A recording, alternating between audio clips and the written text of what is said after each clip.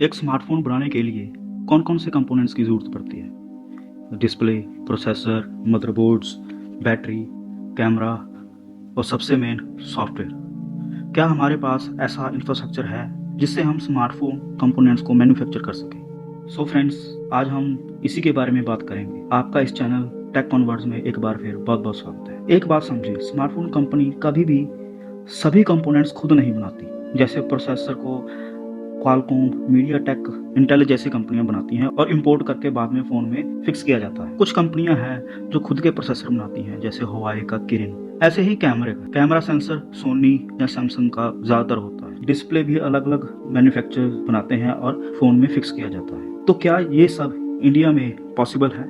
आइए इन्हीं कुछ कंपोनेंट्स के बारे में देखते हैं। सबसे इम्पोर्टेंट और सबसे महत्वपूर्ण है किसी स्मार्टफोन को बनाने के लिए रिसर्च। क्या इंडिया में ऐसा कोई इन्वायरमेंट है जिससे स्मार्टफोन में रिसर्च की जा सके? माइक्रोमैक्स जैसी एक डेवलपमेंट कंपनी इसी वजह से डाउनफॉल में चली गई क्योंकि कस्टमर्स की नीड के हिसाब से ये कंपनी डिलीवर नहीं कर पाई। इसकी वजह रिसर्च और इंफ्रास्ट्रक्चर की कमी थी। नंबर 2 पे आता है माइक्रो प्रोसेसर। क्या हमारे पास ऐसी कोई कंपनी है जो हाई लेवल के प्रोसेसर बना सकती है? इसका आंसर है नो। नेक्स्ट है डिस्प्ले।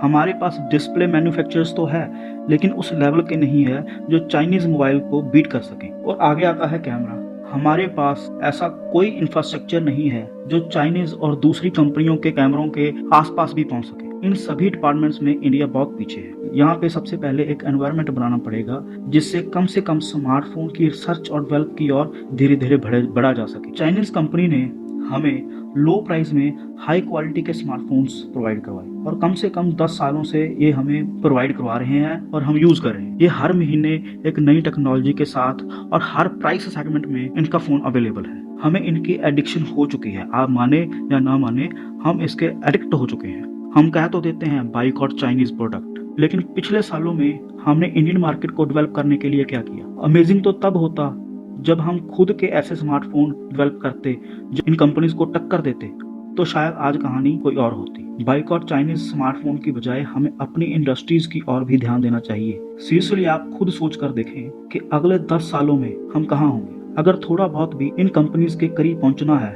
तो अभी से हमें अपनी इंडस्ट्री की ओर ध्यान देना होगा और गवर्नमेंट को इन्वेस्ट करना होगा। जैसे इंडियन गवर्नमेंट ने फरवरी और मार्च में 8,000 करोड़ इन्वेस्टमेंट किया क्वांटम कंप्यूटिंग के लिए, जो कि एक अच्छी बात है क्योंकि अभी से हमें वर्ल्ड टेक्नोलॉजी के साथ पैरेलल चलने के लिए ऐसी पहल की जरूरत है। नहीं तो अगर ऐसा ही चलता रहा तो आप खुद सोच कर देखिए, जब आने वाले 10 या 20 सालों में जब नई नई टेक्नोलॉजी वर्ल्ड में इंट्रोड्यूस हो रही होगी तो हम कहाँ पे होंगे। ऐसी ही और investment smartphone technology research and development के लिए भी होनी चाहिए, ताकि हम आने वाले 10-15 सालों में अधिकार से कह सकें कि बाइकआउट चाइनीज, और हमारे पास इन सब का make in India, truly make in India alternative.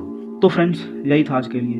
उम्मीद है आपको वीडियो अच्छी लगी हो, तो प्लीज़ वीडियो को लाइक करना और चैनल को सब्सक्राइब करना। Goodbye friends.